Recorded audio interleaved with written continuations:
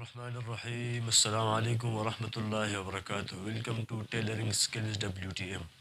امید لرم چې انشاءالله ټول به ښه وي، الله ښه لره. نننۍ ویډیو به زموږ د ګل دامن مبارک کې ګل دامن کټینګ به تاسو څنګه کوئ. نو راځئ چې ګل دامن کټینګ په فارمولې مطابق کټینګ وکړو. راځئ چې کټینګ شروع کړو. ها، اول به تاسو داسې کار کوئ. اول به تاسو د کمیس کولاوالی باندې تاسو نشان ولګوئ. سره کمیس کولاوالی چې دی 22.5 کمیس کولاوالی دی، دې سره موږ 1 انچ سیوا کړو. 22.5 انچ باندې به تاسو د نشان راولئ. دا په باندې 11 راځي، په باندې 11 باندې به نشان تاسو ولګوئ. صحیح شو. دې ځای کې به تاسو بیا نیم انچ اندازه باندې تاسو نشان لګوئ. دا سکویر به تاسو سره موجود وي، داسې به نشان واچوئ. په دې فارمولې سره به تاسو د ګل دامن کټ کوئ. په باندې 11 انچ دا کولاواله شي، دا به داسې په باندې 11 انچ باندې به تاسو داسې دا ډبل کوئ. په باندې 11 ډبل شو، دا به راشي چې څومره دا راغی، دا 5.5 انچ او 170 پاسه. دا به تاسو دې ځای کې نشان ولګوئ.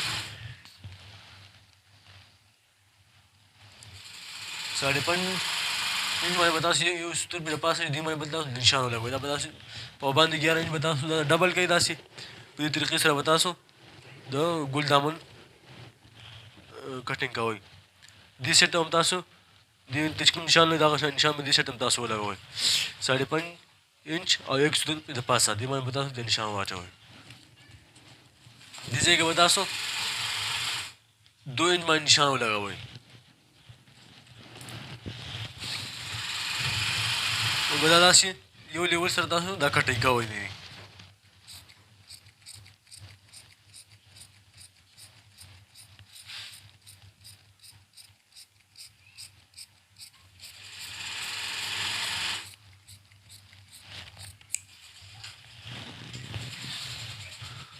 دا به تاسو څنګه چک کوئ چې دا ګلیچ د دې څنګه راغی. دې به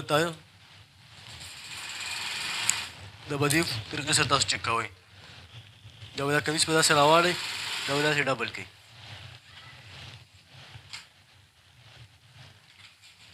د دې چې دې ځای کې فرق شته دی، دا به تاسو انچۍ سره کټ کړئ. دا به واپس واچوئ داسې. دلته مونږ دې سره یو شان لاړ، دا به دې سره یو شان داسې ځئ. تاسو ګلیچ په ښه صحیح صفایي سره راځي.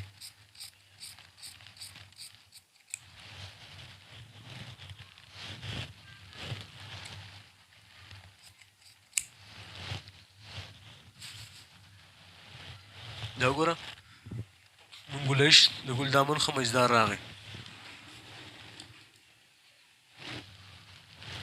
داسې یو شان به تاسو ګل دامن برابر راولئ دې فارمولې سره. مثال کولاواله چې 24 انچ کولاواله دی، دې سره به تاسو 1 انچ سیوا کړئ. دا به شي 25 به تاسو په 2 ډیوایډ کړئ. 25 تاسو په 2 ډیوایډ کړو،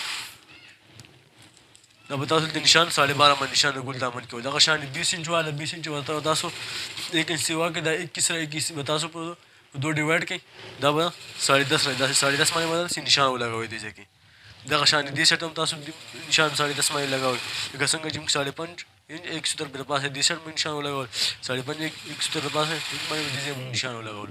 په دې فارمولې سره به تاسو ګل دامن کټینګ کوئ.